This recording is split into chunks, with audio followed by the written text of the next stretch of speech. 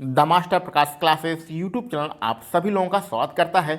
Junior शिक्षक भर्ती 2021 की तैयारी करने वाले सभी अभ्यर्थियों के लिए हम लोग उनके फर्स्ट पेपर यानी कि 50 नंबरों के अनिवार्य प्रश्न पत्र का यहाँ पर प्रैक्टिस सेट सॉल्व करने वाले हैं। और ये जो आपका प्रैक्टिस सेट लिया गया है ये एक्सीड पब्लिकेशन की बुक से लिया गया है। तो चलिए फटाफट हम लोग अपने प्रैक्टिस सेट को सॉल्व करते हैं और देखते हैं किस में कितना है दम। तो इस प्रैक्टिस सेट का भैया जो पहला प्रश्न है उसमें लिखा गया है कि जो 14 अप्रैल मनाया जाता है वो किस प्रकार से मनाया जाता है। अच्छा, यहाँ पर एक काम आपको करना है, ये जो सारे विकल्प हैं ये विकल्प आपको पढ़ना है। विकल्प पढ़ के आपको फटाफट आंसर जो है कमेंट बॉक्स में लिखते चलना है। अगर आप आंसर ना लिखना चाहें तो अपने मन में भी जो आपका आंसर होगा उसको दोहरा सकते हैं। तो 14 अप्रैल जो है अंबेडकर जयंती के रूप में मनाया जाता है, पहला विकल्प आपका बिल्कुल सही रहेगा। अगले प्रश्न पर बढ़ते हैं। घास के जो वन होते हैं यानी घास के जो मैदान होते हैं उसमें जो खाद्य श्रृंखला होता है उसका सही क्रम कौन सा होता है। तो घास के वनों में या घास के मैदानों में जो खाद्य श्रृंखला का सही क्रम होता है वो पहले घास को कौन खाएगा, हिरण खाएगा, हिरण के बाद हिरण को शेर खाएगा और शेर को कौन खाएगा, जू खाएगा। यानी शेर के शरीर में क्या होती हैं, जुएँ होती हैं। विकल्प सी यहाँ पर आपका बिल्कुल सही है। ठीक है, चलिए आगे बढ़ते हैं। 1 मिनट का समय दीजिए। ग्रीन अकाउंटिंग का अर्थ है, ग्रीन अकाउंटिंग का अर्थ है, फिर खाली स्थान है, किसके आकलन को ध्यान में रखते हुए देश की राष्ट्रीय आय को मापना। तो देश की जो राष्ट्रीय आय को मापने का काम होता है वो ग्रीन अकाउंटिंग किसको ध्यान में रखते हुए करती है। विकल्पों को आप लोगों ने ध्यान से देख लिया होगा और यहाँ पर आपका विकल्प सी पर्यावरण और प्रदूषण को ध्यान में रखते हुए जो क्षति होती है उसके द्वारा ग्रीन अकाउंटिंग इसको ध्यान में रखते हुए देश की राष्ट्रीय आय को मापती है। प्रदूषण और पर्यावरणीय क्षति, विकल्प सी हमारा सही रहेगा। चिपको आंदोलन के प्रणेता कौन थे, यानी चिपको आंदोलन किसने स्टार्ट किया था। तो चिपको आंदोलन प्रणेता मतलब स्टार्ट करने वाले, शुरू करने वाले। तो उसके जो आंदोलन को शुरू करने वाले थे वो चंडी प्रसाद भट्ट थे। विकल्प डी यहाँ पर चौथे प्रश्न के लिए हमारा बिल्कुल सही रहेगा। चंद्रयान-2 जो प्रोजेक्ट है उसके डायरेक्टर कौन हैं। जो चंद्रयान-2 प्रोजेक्ट के जो डायरेक्टर हैं वो अन्ना दुरै हैं, अन्ना दुरै महोदय हैं। विकल्प डी यहाँ पर हमारा बिल्कुल सही रहेगा। आगे बढ़ते हैं छठे प्रश्न पर। फटाफट हमें अपने प्रश्नों को सॉल्व करना है, कहीं कोई डिस्कशन नहीं करना है। अगर आप डिटेल में पढ़ना चाहें, अगर आपको कोई प्रश्न ना आ रहा हो तो आप उसका स्क्रीनशॉट ले लीजिए और उस प्रश्न को किसी भी बुक से, चाहे लूसेंट हो या अरिहंत हो या परीक्षावाणी हो, कोई भी बुक आपके पास हो उससे आप डिटेल में पढ़ लीजिए। यहाँ पर सिर्फ प्रैक्टिस सेट लगाने का हमें यही मतलब है कि आप लोगों ने अब तक जितना भी पढ़ा है उसमें से आपको कितना याद है और किस प्रकार के प्रश्न हमारी परीक्षा में पूछे जा सकते हैं। यहाँ पर जो आप जितने भी प्रश्न पढ़ रहे हैं ये कभी ना कभी किसी न किसी परीक्षा में पूछे गए हैं, यानी कि ये सब बहुत ही ज़्यादा मोस्ट इंपॉर्टेंट प्रश्न हैं। तो छठे नंबर का क्या आंसर होना चाहिए। छठा प्रश्न आप लोगों ने पढ़ लिया होगा, इसका जो आंसर होना चाहिए वो आंसर ए होना चाहिए, मौलिक एसिड। मौलिक नहीं होता है, मैलिक होता है, मैलिक एसिड। विकल्प ए यहाँ पर हमारा बिल्कुल सही रहेगा। आगे बढ़ते हैं। उस ग्रंथि का नाम बताइए जो अंतःस्रावी ग्रंथियों के कार्य को नियंत्रित करती है। तो अंतःस्रावी ग्रंथियों के कार्य को नियंत्रित कौन करता है। तो ये है पिट्यूटरी ग्लैंड, यानी कि विकल्प सी आपका यहाँ पर बिल्कुल सही रहेगा।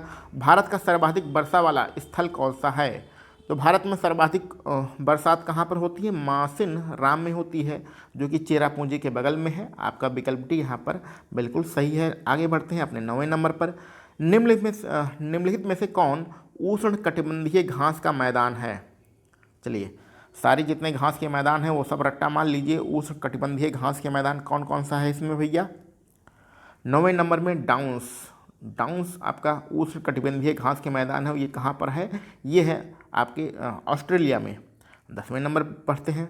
पर्यावरण सुरक्षा अधिनियम, जिसको हम लोग ईजीपी के नाम से जानते हैं, को अन्य किस नाम से जाना जाता है। तो इसका दूसरा नाम है छाता विधान। ठीक है, छाता विधान विकल्प ए हमारा यहाँ पर सही रहेगा। आगे बढ़ते हैं 11 नंबर पर। ओजोन छिद्र का जो निर्माण हुआ है वो सर्वाधिक कहाँ पर हुआ है। तो ओजोन छिद्र का जो निर्माण सर्वाधिक अंटार्कटिका के ऊपर हुआ है। विकल्प सी आपका बिल्कुल सही रहेगा। विकल्पों को फटाफट पढ़िए। भारत के किस राज्य में जनसंख्या वर्ष 2011 की जनगणना के अनुसार सबसे कम है। सबसे कम जनसंख्या किस राज्य में है। तो ये है आपके सिक्किम में। विकल्प बी यहाँ पर सही रहेगा।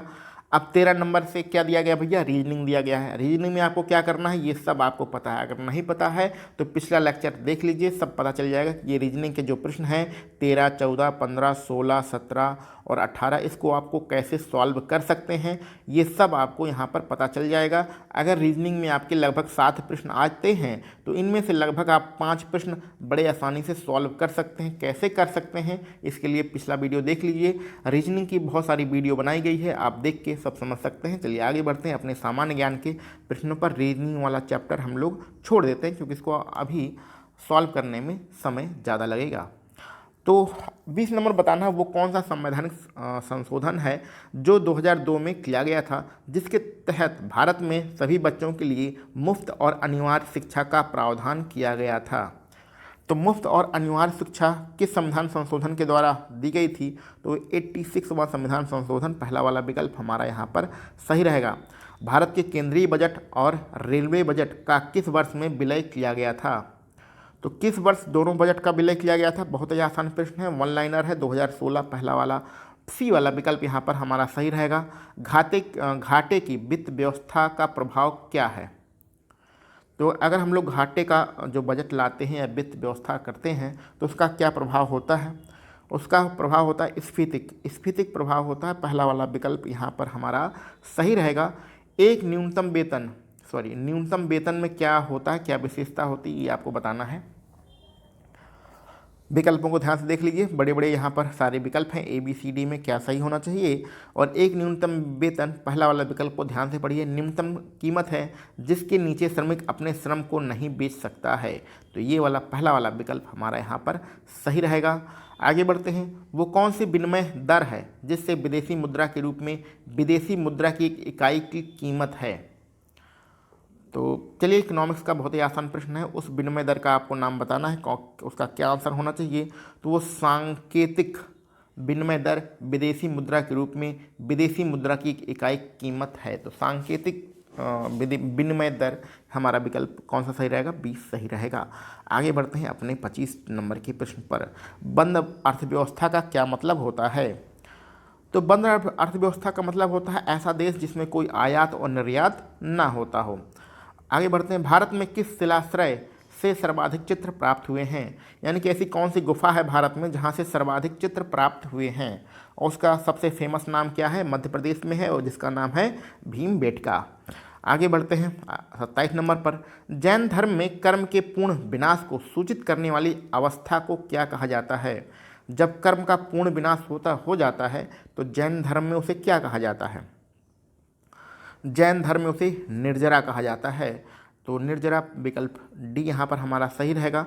गुप्त शासन काल में जो चांदी के सिक्के जारी किए गए थे उनका क्या नाम था, तो चांदी के सिक्के जो जारी किए गए थे उसका नाम है रूपक, विकल्प ए हमारा सही रहेगा।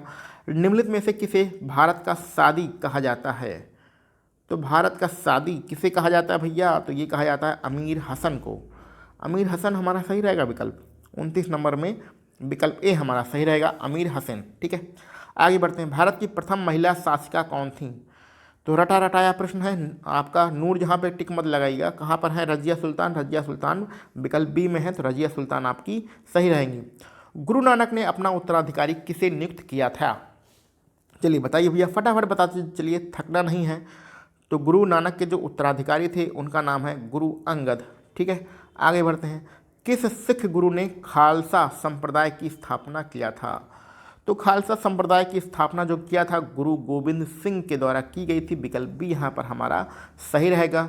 किसके शासनकाल में ब्लैक होल की दुर्घटना हुई थी, अब ये ब्लैक होल जो है वो अंतरिक्ष वाला ब्लैक होल नहीं है, ये बंगाल की घटना है जहाँ पर कलकत्ता में बहुत सारे अंग्रेज मारे गए थे। इस घटना के बारे में डिटेल में पढ़ लीजिएगा। और किसके शासनकाल में थी, सिराजुद्दौला के शासनकाल में थी, ये बहुत बड़ी घटना थी, इसी से पूरा भूचाल आया था बंगाल में। आगे बढ़ते हैं। अखिल भारतीय किसान सभा का प्रथम अधिवेशन कहाँ पर आयोजित किया गया था, तो अखिल भारतीय किसान सभा का जो पहला अधिवेशन था वो आपके लखनऊ में आयोजित किया गया था, विकल्प सी यहाँ पर बिल्कुल सही रहेगा। आगे बढ़ते हैं। सविनय अवज्ञा आंदोलन का श्री गणेश किस प्रकार से किया गया था, यानी सविनय अवज्ञा आंदोलन की जो शुरुआत की गई थी वो किस प्रकार से की गई थी, तो नमक कानून तोड़कर सविनय अवज्ञा आंदोलन की शुरुआत किया गया था। आगे बढ़ते हैं, बीडी सावरकर ने जिस गुप्त संगठन की स्थापना किया था उसका क्या नाम था? तो उसका नाम है अभिनव भारत, विकल्प डी यहाँ पर हमारा बिल्कुल सही रहेगा। वर्तमान समय में इजराइल के राष्ट्रपति कौन हैं? तो वर्तमान समय में जो इजराइल के राष्ट्रपति हैं वो लिवरिन हैं, तो रेवेन लिवरिन आपका विकल्प डी यहाँ पर आपका सही रहेगा। आगे बढ़ते हैं, भारतीय पर्यटन विकास निगम ITDC के अध्यक्ष और प्रबंध निदेशक कौन हैं? ये आपके करंट अफेयर्स के क्वेश्चन चल रहे हैं यहाँ पर। तो कौन है भैया? कमल वर्धन राव हैं, तो आपका विकल्प ए यहाँ पर सही है। आगे बढ़ते हैं, भारतीय नौसेना में पहली महिला पायलट कौन है? तो बताइए भैया, पहली महिला पायलट भारतीय नौसेना में कौन है? शुभांगी स्वरूप हैं, विकल्प ए यहाँ पर हमारा सही रहेगा। भारत की पहली पूर्णकालिक महिला रक्षा मंत्री कौन है? तो चलिए भाई बताइए, पूर्णकालिक महिला रक्षा मंत्री कौन है? तो सबको पता है निर्मला सीतारमण, विकल्प डी यहाँ पर हमारा सही रहेगा। आगे बढ़ते हैं 41 नंबर पर, 2020 में 107वां भारतीय विज्ञान कांग्रेस जिसकी theme science technology rural development थी, ये कहाँ पर आयोजित किया गया था? तो 107वां भारतीय विज्ञान कांग्रेस का आयोजन कहाँ पर किया गया था? तो इसका आयोजन बेंगलुरु में किया गया था, पहला वाला विकल्प सही रहेगा। भारत के औसत तल का मापन कहाँ से किया जाता है? तो भारत में जो औसत तल है यानी कि ज़मीन की ऊंचाई मापी जाती है वो कहाँ से मापी जाती है? इसी से हमें पता चलता है कि कौन सा शहर कितने ऊंचाई पर है। तो इसका विकल्प ए वाला सही रहेगा, चेन्नई। ठीक है, आगे बढ़ते हैं, आलू की अगेती अंगमारी किस कवक के कारण होती है? तो ये एक रोग है आलू का, और ये रोग किसके कारण होता है आलू की फसल में? तो सेलेनाई, ये आगे वाला नाम थोड़ा सा डिफ़िकल्ट होता है। ठीक है, तो जब हम लोग याद करते हैं तो क्या करते हैं, इसको शॉर्ट फॉर्म बना लेते हैं। तो सेलेनाई विकल्प ए वाला हमारा बिल्कुल सही रहेगा, आगे का आपको याद करने की कोई ज़रूरत नहीं है। इस प्रकार से जो कठिन शब्द हो, चाहे विज्ञान में हो चाहे कहीं भी हो, तो उसका कोई शॉर्ट फॉर्म बना के आप याद करिए। इसको हम लोगों ने सेलेनाई, इस नाई, आप अंगेताई अंगमारी को रोग होता है किस कारण होता है? इस नाई के कारण होता है। नाई सबके गांव में होते ही होंगे। ठीक है, ऐसे आप याद कर लीजिए, या कोई भी आपके पास तरीका हो याद करने का, उसी तरीके से आप याद करिए। 44 नंबर बढ़ते हैं, भारत में निम्नलिखित में से किस प्रकार के वन सबसे अधिक क्षेत्रफल में पाए जाते हैं? तो सर्वाधिक क्षेत्रफल में भारत में कौन से वन पाए जाते हैं? सोच समझ के आंसर देना है, गलत नहीं करना है। उष्ण कटिबंधीय पर्णपाती वन, विकल्प बी हमारा यहाँ पर सही रहेगा। आगे बढ़ते हैं 45 नंबर पर, केंद्रीय मृदा संरक्षण बोर्ड की स्थापना कब की गई थी? तो इसकी स्थापना भैया की गई थी 1953 में, विकल्प बी सही रहेगा। आगे बढ़ते हैं, छत्तीसगढ़ राज्य में निम्नलिखित में से कौन से खनिज प्राकृतिक रूप में मिलते हैं? तो छत्तीसगढ़ राज्य में कौन कौन से खनिज पाए जाते हैं यही आपको बताना है। तो छत्तीसगढ़ में बॉक्साइट भी होता है, डोलोमाइट भी होता है, टिन भी होता है, लौह अयस्क भी होता है, यानी कि सब होता है। सब किस में है? सब आपके विकल्प डी में लिखा गया है, तो विकल्प डी यहाँ पर हमारा सही रहेगा। संविधान सभा का गठन निम्नलिखित में से किसके अंतर्गत प्रस्तावित किया गया था? तो संविधान सभा का जो गठन किया गया था वो किसके प्रस्ताव के द्वारा किया गया था यही आपको बताना है। और यहाँ पर हम सबको ये रट गया है क्वेश्चन, कैबिनेट मिशन 1946 में आया था, उसी के द्वारा संविधान सभा का गठन किया गया था। आगे बढ़ते हैं अपने अगले प्रश्न पर, भारतीय संविधान के आर्टिकल 148 के अंतर्गत स्थापित वो कौन सा प्राधिकरण है, यानी कौन सा डिपार्टमेंट है, विभाग है, जो भारत सरकार के सभी प्राप्तियों और व्यय की लेखा परीक्षण करता है? यानी कि भारत सरकार में सभी आय व्यय का ब्यौरा रखता है, वो कौन सा डिपार्टमेंट है? तो उस डिपार्टमेंट का नाम है भारत के नियंत्रक और महालेखा परीक्षक CAG, विकल्प बी हमारा बिल्कुल सही रहेगा। और ये किस आर्टिकल में है? 148 में है। चलिए आगे बढ़ते हैं, भारत के पंचायत के चुनाव कराने हेतु निर्णय किसके द्वारा लिया जाता है? तो पंचायत के जो चुनाव होते हैं वो आपके राज्य सरकार के चुनाव होते हैं, तो राज्य सरकार ही इसका निर्णय लेगी। तो ये कहाँ पर है? विकल्प बी में है। ठीक है, आगे बढ़ते हैं, क्या प्रस्तावना उद्देशिका संविधान का भाग है? तो जो उद्देशिका है अथवा जो प्रस्तावना है वो संविधान का भाग है अथवा नहीं है? तो हाँ भैया, ये संविधान का भाग है, विकल्प ए हमारा बिल्कुल सही रहेगा। तो यहाँ पर आपके जो अनिवार्य प्रश्न पत्र हैं फर्स्ट पेपर के, उसको के लिए हम लोगों ने टोटल 50 प्रश्नों को सॉल्व किया है। इन टोटल 50 प्रश्नों में आपके कितने प्रश्न सही हो रहे हैं इसको कमेंट बॉक्स में ज़रूर बताइएगा। इसके अलावा यदि आपके कोई मित्र जूनियर शिक्षक भर्ती की तैयारी कर रहे हैं अथवा सुपर टेट की तैयारी कर रहे हैं अथवा यूपी टेट की तैयारी कर रहे हैं तो उन्हें भी इस चैनल को शेयर कर दीजिएगा। हम लोग यूपी टेट के लिए और सुपर टेट के लिए बहुत ज़बरदस्त तैयारी करने वाले हैं। चलिए मिलते हैं हम लोग अपने अगले किसी वीडियो लेक्चर में। आप सभी लोगों को वीडियो देखने के लिए बहुत बहुत धन्यवाद।